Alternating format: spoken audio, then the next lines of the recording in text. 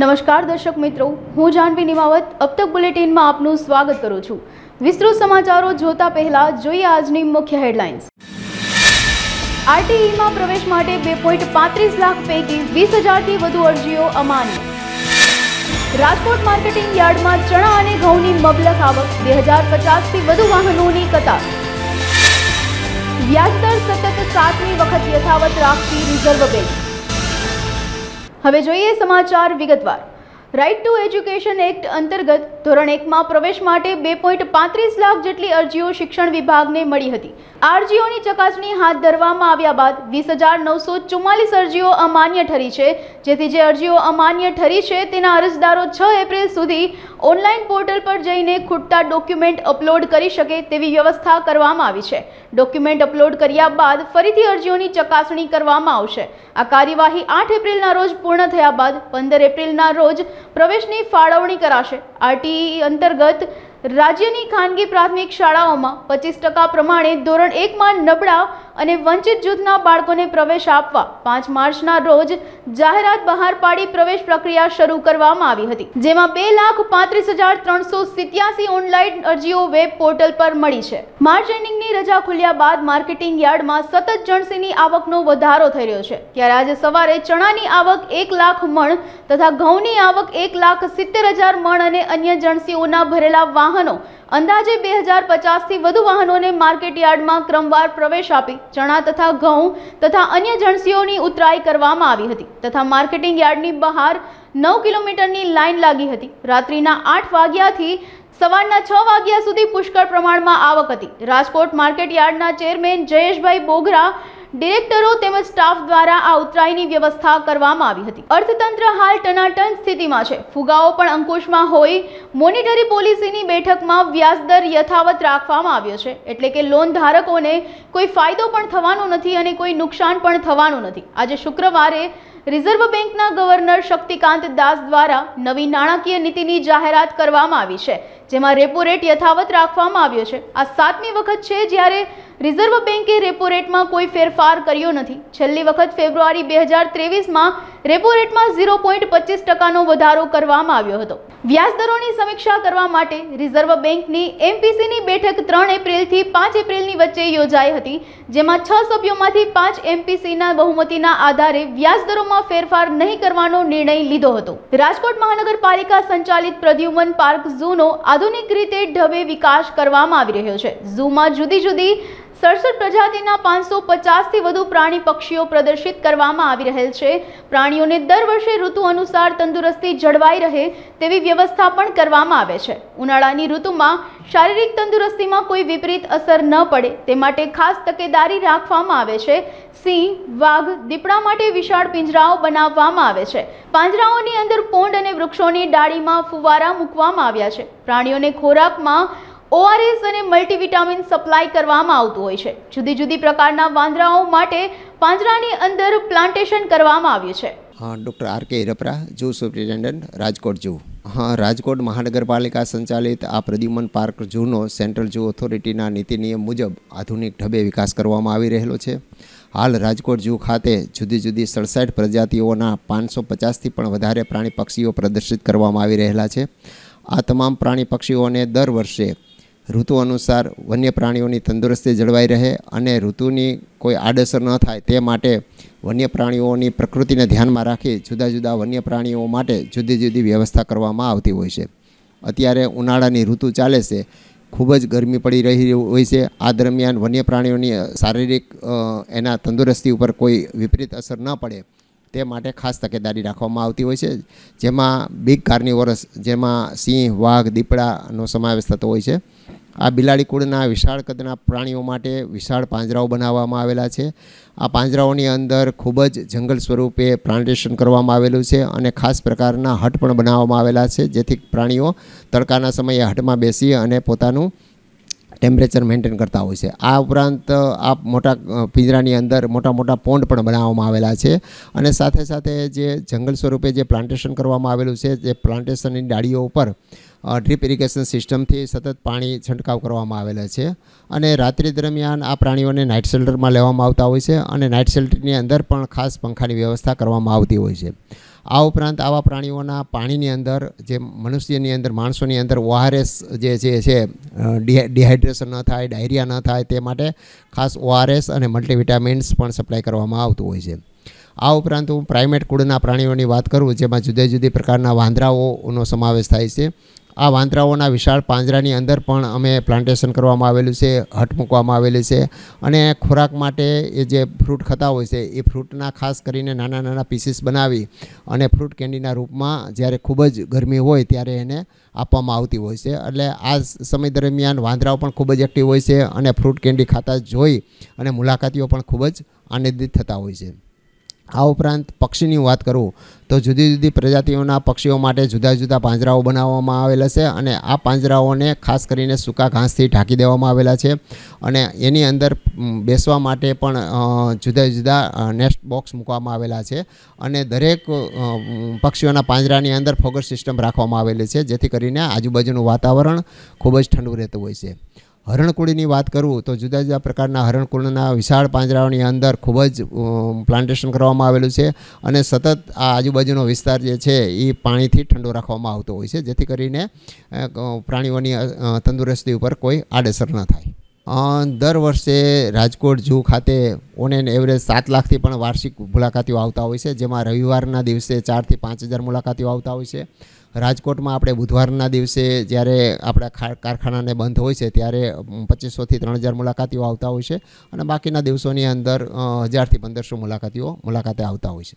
જામનગરમાં એડવોકેટની હત્યાના પ્રકરણમાં જિલ્લા પોલીસ વડા દ્વારા સીટની રચના કરાયા બાદ વધુ 2 આરોપીઓને ઝડપી લેવાયા છે. આ પ્રકરણમાં કુલ ધરપકડનો આંક 10નો થયો છે. જામનગરના બેડી વિસ્તારમાં ગત તારીખ 13મી તારીખે એડવોકેટ હારૂનભાઈ પલેજાની હત્યા કરવામાં આવી હતી.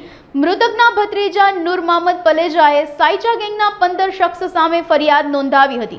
આ પ્રકરણમાં એસપી દ્વારા સીટની રચના કરવામાં આવી હતી, જે ટીમ દ્વારા આજે વધુ 2 આરોપીઓ ગુલામ જુસફ સાયચા અને એજાજ ઉમર સાયચાની ધરપકડ કરી લેવામાં આવી છે અને બંનેને રિમાન્ડ પર લેવા કાર્યવાહી હાથ ધરાઈ છે. હજુ 5 આરોપીઓની શોધખોળ ચાલી રહી છે. રાજકોટના હજારો શ્રદ્ધાળુઓના આસ્થાનું કેન્દ્ર ચમત્કારી હનુમાનજી મંદિરની સ્થાપના કરનાર પ્રતિષ્ઠિત એડવોકેટ સ્વ બળવંતસિંહ રાઠોડની પુણ્યતિથિ નિમિત્તે તેમના પરિવાર અને મિત્ર વર્તુળ દ્વારા અનેકવિધ સેવાકીય કાર્યક્રમની હારમાળા સર્જવામાં આવી હતી. ચમત્કારી હનુમાનજી મંદિર ખાતે સ્વ બળવંતસિંહની દ્વિતીય પુણ્યતિથિએ તેમના પુત્ર ગિરિરાજસિંહ રાઠોડ તથા કમિટીના સભ્યો દ્વારા 1111 તુલસીના રોપા, ચકલીના માળા, પાણીના કુંડાનું વિતરણ કરવામાં આવ્યું હતું. તદુપરાંત અનેક સેવાકીય કાર્યો કરવામાં આવ્યા હતા. સેવાકીય કાર્યમાં સ્વ બળવંતસિંહને તેમના મિત્રોએ યાદ કર્યા હતા. આ સેવા વિતરણનો બહોળી સંખ્યામાં લોકોએ લાભ લીધો હતો. મંદિરનું આયોજન અને મંદિરની પાછળનો હેતુ બળવંતસિંહ રાઠોડ સાહેબનો એવો હતો, એડવોકેટ, કે સમાજની સેવા થાય અને ધર્મ કાર્ય બે થાય. પણ અચાનક હાર્ટ એટેક આવતા એ એક્સપાયર થઈ ગયા. આપણા સ્વામી સચ્ચિદાનંદજી દંતાલીવાળા એમણે કીધું છે કે સારા કાર્યની તાત્કાલિક પ્રશંસા કરવી જોઈએ અને ખરાબ કાર્યની તાત્કાલિક નિંદા કરવી જોઈએ, તો સમાજની અંદર સારા મૂલ્યો જળવાઈ રહે. એમ આ જે સારા કાર્યો છે એનો આ સારો સત્કાર થાય એના માટેના અમારા પ્રયત્નો છે અને એને પાછળ આ યાદી લાંબો સમય એના માણસોમાં પણ શુભ હેતુ રહે એ હેતુથી અમે આ કાર્યક્રમ કરી રહ્યા છીએ. એની ખોટ પૂરા એવું નથી, કારણ કે દરેક વ્યક્તિ એક અનેક હોય છે અને ભગવાને બનાવીને મોકલી હોય છે. એ ફરી વખત ન ભેગા થાય. એ જોડી જે બની હોય એ બધું આખું અલગ છે. અનેક છે કારણ કે અમારે 45 વર્ષનો અમે મિત્રાચારી હતી એટલે ધાર્મિક માણસ હતા, પરોપકારી વૃત્તિ હતી અને સોમાન અને વટ ખાતે એમણે પોતાની વકીલાતને ઢીલી મૂકી દીધી કે સોમાનના ભોગે ખોટું નહીં કરવાનું, ખોટા માણસોને સહકાર નહીં આપવાનો અને સાચું હંમેશા સત્યને વળગી રહેવાનું, એવો બળવંતસિંહનો નિયમ હતો. અમે આમાં સામેલ જ છીએ અને અમે એમની સાથે જ છીએ, કાર્યક્રમની સાથે, અને ધાર્મિક કાર્યમાં તો સારું જ લાગે ને. હવે ધર્મેન્દ્ર ભગત બળવંતસિંહના મિત્રના નાતે અહીં વર્ષોથી તેમની સાથે અમને તેમના મિત્ર ગોયલ સાહેબને અમારું એક આખું સર્કલ હતું, જેમની સાથે અમે લોકો અનેક સેવા પ્રવૃત્તિમાં એમની સાથે અમે ફૂલ નહીં તો ફૂલની પાખડી જેમ એની પાછળ આયોજનમાં રહેતા હતા.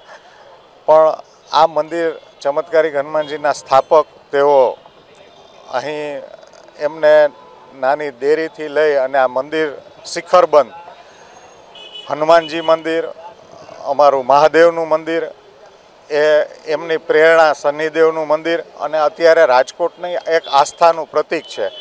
અને તેઓને હરહંમેશ એક જ ઈચ્છા રહેતી હતી કે આપણા દ્વારા અહીંની અમારી એક કમિટીની રચના એમણે કરી હતી. એ આજ પણ એ જ રીતે કાર્યરત છે, કારણ કે બધા એની સાથે આજીવન જોડાવાના સંકલ્પ સાથે બેઠા હતા. એટલે આજ પણ અનેક સેવા પ્રવૃત્તિ જેવા કે અનેક મેડિકલ કેમ્પો, અમુક રાહત ભાવે કોઈને પણ કાંઈ કામ હોય તો અમે વિનામૂલ્યે બધું કાર્ય કરવું. કોઈ બાળકો છે તો એને પૈસા ન હોય તો એને પૂર્ણ કરવું. રામ ભગવાનની બુકોનું અનેક વિતરણ કરવું અને અનેક સેવાકીય પ્રવૃત્તિમાં ચમત્કારિક હનુમાનજી કમિટી જે બળવંતસિંહે સ્થાપના કરી હતી એ આજે રાજકોટ અને આજુબાજુના વિસ્તારમાં એક અગ્રેસર શ્રદ્ધાનું ધામ તરીકે અને ચમત્કારિક હનુમાનજી એક ધામ તરીકે આગળ વિકસતું જાય છે અને ખૂબ જ માણસો ભાવ સાથે જોડાયેલા છે.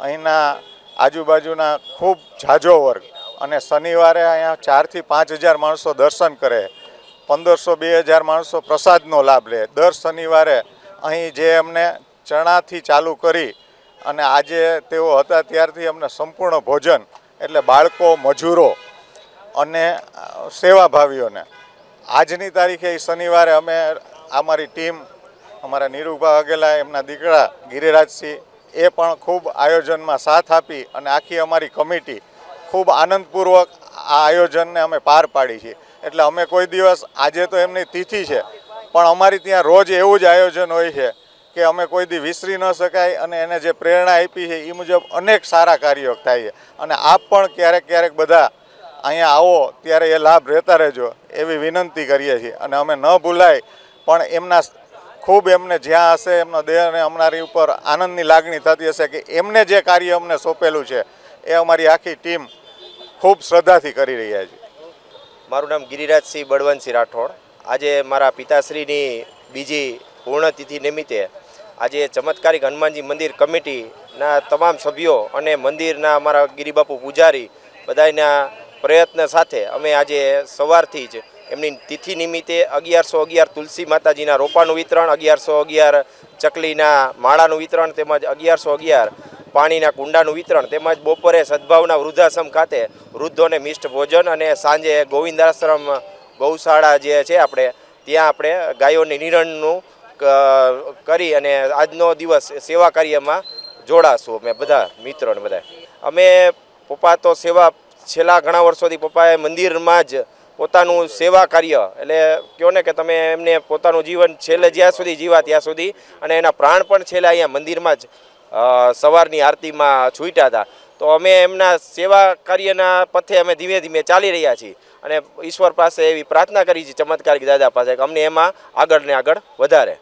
સુરતના રેલવે સ્ટેશનની મહિધરપુરા પોલીસ સ્ટેશનની હદમાં મધરાત્રે એક રિક્ષા ચાલક યુવકની ઘાતકી હત્યા થઈ હતી. લગભગ રાત્રિના 2:30 વાગ્યાના સુમારે શેરુ યાદવ નામના એક રિક્ષા ચાલક યુવકની હત્યા થઈ હતી. જોકે ઘટનાની જાણ થતાં મહિધરપુરા પોલીસ ઘટના સ્થળે પહોંચી હતી અને તુરંત જ મહિધરપુરા પોલીસે તપાસ શરૂ કરી હતી. આ ઘટનામાં તપાસ દરમિયાન ઘણી ચોંકાવનારી વિગતો પોલીસ સમક્ષ આવી હતી, જેમાં ખાસ કરીને મૃતક શેરુ યાદવની પત્ની મમતા સાથે તેને ઘણા સમયથી માથાકૂટ ચાલતી હતી અને આ માથાકૂટનું કારણ મમતાના અન્ય એક યુવક સાથેના આડા સંબંધ હોવાનું સામે આવ્યું હતું.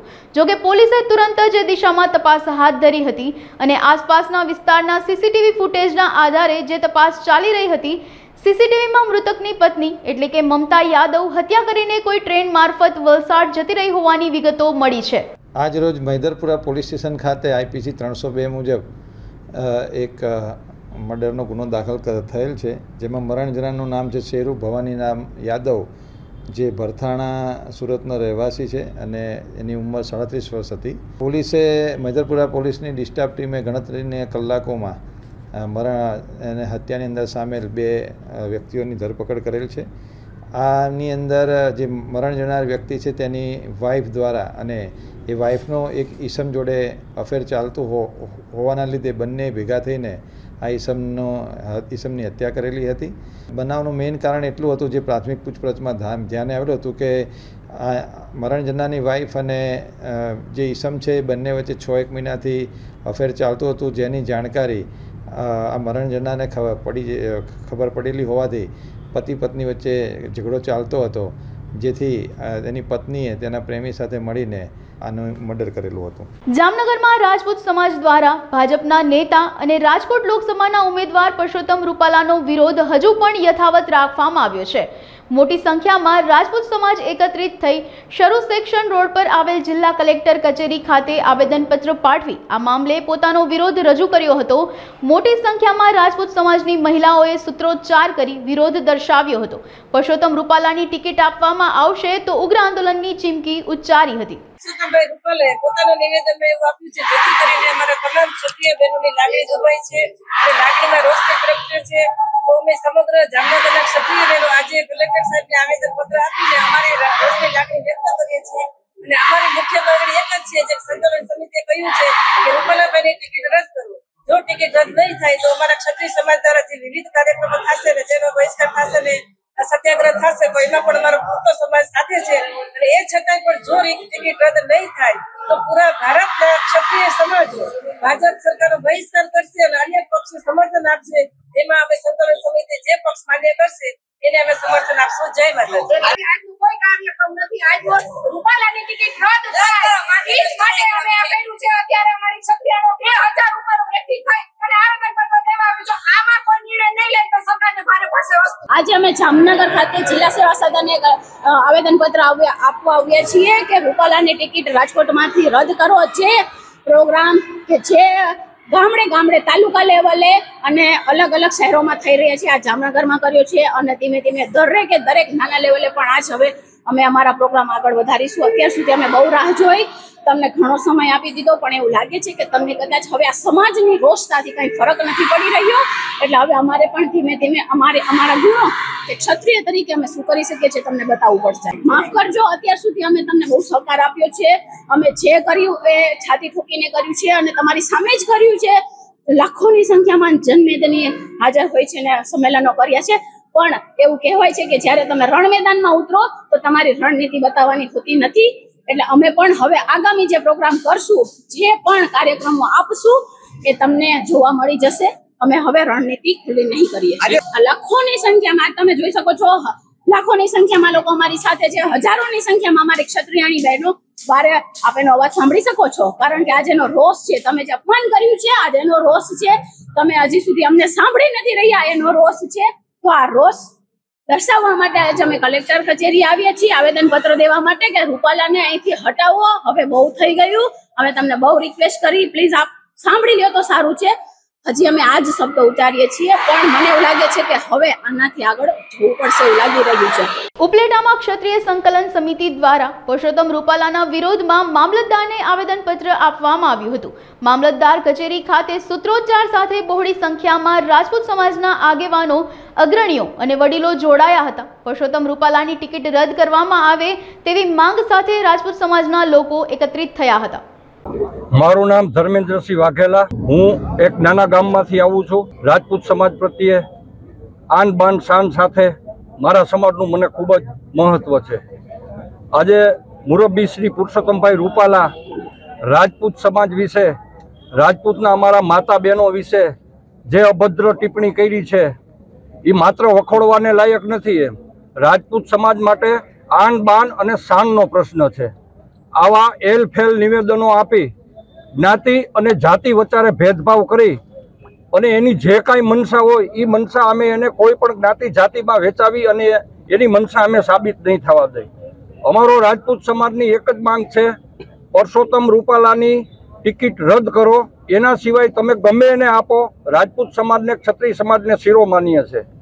આ તકે માત્ર એવું નથી, આખા ઉપલેટા તાલુકાના તમામ ગિરાસદારી ભાઈઓ, તાલુકદાર ભાઈઓ, બધા જ રાજપૂત ભાઈઓ, ક્ષત્રિય ભાઈઓ વિશાળ સંખ્યામાં હાજર રહ્યા છે અને બધાએ ગામડે ગામડે પણ બંધના ન પ્રવેશના બોર્ડ લગાવેલા છે.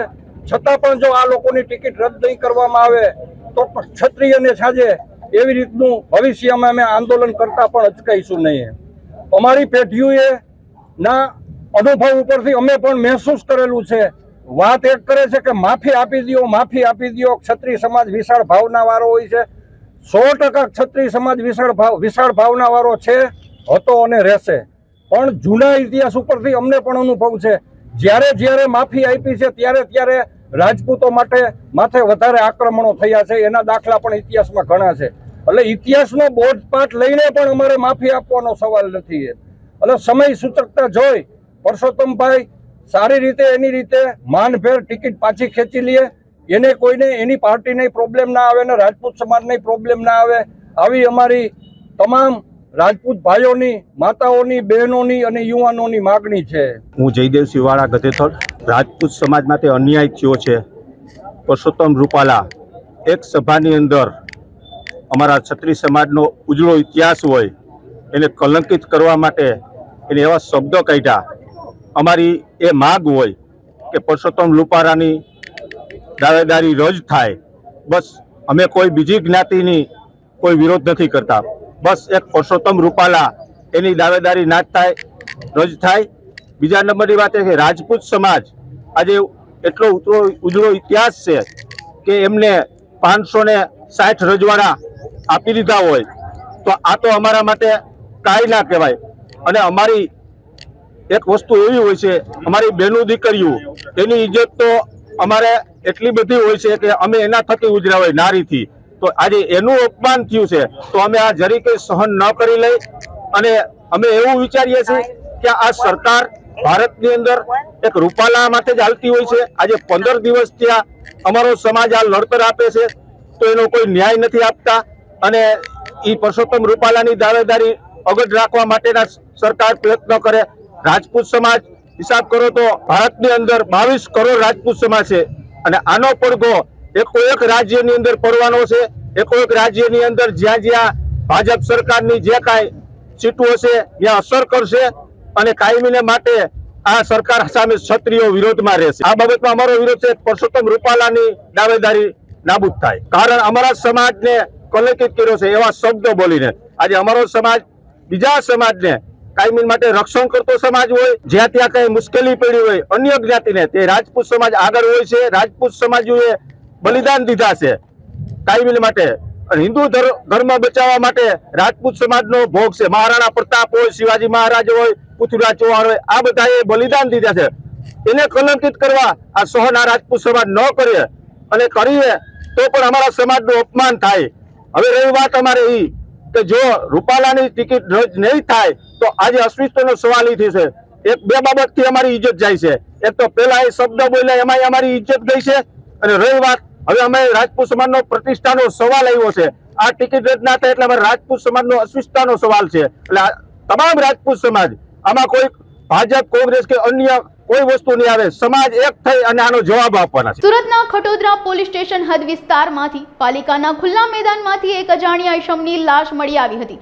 આ સમગ્ર મામલે ખટોદરા પોલીસે અકસ્માત મોતનો ગુનો દાખલ કરીને લાશનું પોસ્ટમોર્ટમ નવી સિવિલ હોસ્પિટલમાં કરવામાં આવ્યું હતું. ત્યારબાદ સમગ્ર મામલે તપાસ કરતા સામે આવ્યું હતું. તેથી આ સમગ્ર મામલે ખટોદરા પોલીસે હત્યાનો ગુનો દાખલ કર્યો હતો. જોકે સમગ્ર મામલે આરોપીને પકડવા માટે પોલીસ દ્વારા તપાસ શરૂ કરવામાં આવી હતી અને ક્રાઇમ બ્રાન્ચ પણ આ તપાસમાં જોડાયું હતું. ત્યારે સુરત ક્રાઇમ બ્રાન્ચની ટીમે બાતમીના આધારે આ ગુનાનો ભેદ ઉકેલી કાઢ્યો છે. ક્રાઇમ બ્રાન્ચ દ્વારા ખટોદરા વિસ્તારના પંચશીલ નગરમાંથી આરોપી વિનોદ શાહુની ધરપકડ કરવામાં આવી છે. ગઈ તારીખ 31/3/2024 ના રોજ ખટોદરા પોલીસ સ્ટેશનની હદમાં કોમલ સર્કલ પાસે એસએમસી નું કમ્પાઉન્ડ છે ત્યાં એક અજાણ્યા માણસની ડેડ બોડી મળી હતી. પ્રાથમિક દ્રષ્ટિએ અકસ્માત મોત જેવું લાગતું હતું, જેથી ખટોદરા પોલીસે એને એક અકસ્માત નોંધ લઈ અને પોસ્ટમોર્ટમ માટે મોકલવામાં આવી હતી. જ્યાં પીએમ રિપોર્ટ દરમિયાન જાણવા મળેલ કે એમના માથામાં કોઈ બોથડ પદાર્થ મારી અને એમનું મોત નિપજાવવામાં આવેલ છે. અને આ માણસ મરણ જનાર કોણ છે એની તપાસ દરમિયાન ક્રાઇમ બ્રાન્ચને ખબર પડી હતી શંકર કંચનલાલ પટેલ નામનો એક 45 વર્ષનો માણસ છે અને જે બમરોલી વિસ્તારમાં રહેતો હતો અને ઘણીવાર રોડ પર પણ સૂઈ જતો હતો. અને વધુ તપાસ કરતા જે ક્રાઇમ બ્રાન્ચની અલગ અલગ ટીમો આ ડિટેક્શન પાછળ લાગેલી હતી, જેમાં ક્રાઇમ બ્રાન્ચને માહિતી મળી કે વિનોદ સાહુ જે મૂળ ગંજામ ઓરિસ્સાનો છે અને અહીંયા કેટરિંગનો વ્યવસાય સાથે સંકળાયેલો માણસ છે, એણે આ માણસને માર્યો હતો. તો ક્રાઇમ બ્રાન્ચની ટીમે એને પકડી એની પૂછપરછ કરતા આ બંનેને 5-7 દિવસ પહેલા એટલે કે 27 તારીખ આજુબાજુ બંનેને કંઈ ચા નાસ્તો કરવા બાબતે ઝઘડો થયેલો હતો અને આ ઝઘડામાં આ બંનેને તે દિવસે રાત્રે કમ્પાઉન્ડમાં ઝઘડ્યા અને આને માથામાં પથ્થર મારી દેતા એની મૃત્યુ નિપજેલું હતું. જ્યારે ડેડ બોડી 31 તારીખમાં મળી ત્યારથી જ અલગ અલગ વણો શોધાયેલી ડેડ બોડી હતી, એટલે ક્રાઇમ બ્રાન્ચની અલગ અલગ ટીમો કામે લાગેલી હતી, જેમાં જે મરણ જનાર શંકર કંચનલાલ પટેલને ઓળખ કરવામાં આવી અને એ દરમિયાન અલગ અલગ ટીમો જે વોચમાં હતી એમાં એક ટીમને હ્યુમન ઇન્ટેલિજન્સ આધારે ખબર પડી કે આમાં વિનોદ સાહુ નામનો ઇસમ સંડોવાયેલ છે. આગામી લોકસભાની ચૂંટણી નજીક આવી રહી છે ત્યારે બાળકોમાં પણ મતદાન અંગે જાગૃતિ આવે તે માટે જૂનાગઢમાં ગોધાવાવની પાટી વિસ્તારમાં આવેલી પીએમ શ્રી કન્યા શાળા નંબર 4 પ્રાથમિક શાળામાં દર વર્ષે મતદાન અંગે બાળકોમાં જાગૃતિ આવે અને હાલ તો બાળકોની મતદાન કરવાની ઉંમર નથી, પરંતુ આ જ બાળકો જ્યારે મતદાન કરવા માટેની પુખ્ત ઉંમરના થશે અને યુવા મતદાર બનશે ત્યારે તેમને ચૂંટણીમાં કેવી રીતે મતદાન કરવું તેની સમજણ આપવા માટે એક અલગ જ આયોજન શાળામાં કરવામાં આવ્યું હતું. નમસ્કાર, તરુણ કાટબામણા જૂનાગઢ શહેરમાં આવેલી કન્યા શાળા નંબર 4 પ્રાથમિક શાળામાં આચાર્ય તરીકે ફરજ બજાવું છું. ચૂંટણી આયોગ અને ચૂંટણી પંચ દ્વારા જે આયોજન થાય છે સ્વીપ કાર્યક્રમ, એ કાર્યક્રમ અંતર્ગત અમારી શાળામાં વિદ્યાર્થીઓ ચૂંટણીનું મહત્વ સમજે અને મતદાન કઈ રીતે થાય છે અને બેલેટ પેપર નહીં પરંતુ ઈવીએમ મશીનથી કઈ રીતે થાય છે તેની સંપૂર્ણ સમજ તમામ વિદ્યાર્થીઓને આપવામાં આવી છે. અમારી બાળ સંસદની ચૂંટણી પણ થાય છે એ જ રીતે કરવામાં આવી છે અને મોબાઈલમાં એક એપ્લિકેશન આવે છે જેમાં ઈવીએમ મશીનની જેમ જ અહીં આપણે ચૂંટણી કરી શકીએ છીએ. તો તમામ વિદ્યાર્થીઓને આ ચૂંટણીનો પરિચય આપ્યો. ધોરણ 6, 7, 8ના બાળકો તેમજ આ બાળકોને સૂચના આપવામાં આવી કે આ જ રીતે તમે તમારા માતા પિતાને, તમારા મોટા ભાઈ બહેન કે જે 18 વર્ષથી ઉપરના છે, જે નવા મતદાર છે, એ તમામને આ શીખવજો કે ઈવીએમ મશીનથી કેવી રીતે મતદાન થાય છે અને મતદાનના દિવસે આપ સૌએ ચોક્કસ મતદાન કરવા જવાનું. ધોરણ 6, 7 અને 8ના 250 જેટલા વિદ્યાર્થીઓ આ બાળ સંસદમાં ભાગ લે છે અને આવી વર્ષમાં એક વખત અમારી શાળાની પ્રવૃત્તિઓ થાય છે. આજે એક વિશેષ પ્રવૃત્તિ ચૂંટણી પંચના માર્ગદર્શન હેઠળ જે ચૂંટણી કરવાની થાય છે એ રીતે વિદ્યાર્થીઓને ઈવીએમ મશીનની સમજ આપે છે. નમસ્તે, મારું નામ ગોયલ અર્જુન જયેશભાઈ છે. આજે અમારી શાળામાં બાળ સંસદની ચૂંટણી હતી. તેમાં અમને સમજાવ્યું કે મત કેવી રીતે દેવાય અને અમને સમજ પડી કે મોટા થઈને કેને મત દેવો અને અમે ઘરે જઈને પણ અમારા માતા પિતાને સમજાવીશું કે હમણાં લોકસભાની ચૂંટણી આપે તેમાં મત આપે અને મત વિશે સમજે. મારું નામ ગોહિલ કૃષ્ણ અશ્વિનભાઈ છે. હું ધોરણ 6માં અભ્યાસ કરું છું. મારી શાળાનું નામ શ્રી કન્યા શાળા નંબર 4 છે. આજે અમારી શાળામાં બાળ સંસદ ચૂંટણી હતી જેમાં અમે હોશે હોશ ભાગ લીધો. અમારી શાળામાં એક બૂથ બનાવવામાં આવ્યું અને ત્યાં મોબાઈલ રાખવામાં આવ્યો અને એમાં એક એપ્લિકેશન દ્વારા અમને મતદાન કર્યું. એમાં બધાના નામ હતા અને એમાં અમે ક્લિક કરી અને તેમને મતદાન આપ્યું અને અમને તેમાં ખબર પડી કે આમ લઈને આમ મતદાન કરાય. અમે અમારા માતા પિતાને પણ કહેશું કે જ્યાં લોકસભા ચૂંટણી આવે ત્યારે એમાં મતદાન કરે. હાલ સમાચારોમાં બસ આટલું જ. વધુ સમાચારો માટે જોતા રહો અબ તક. નમસ્કાર.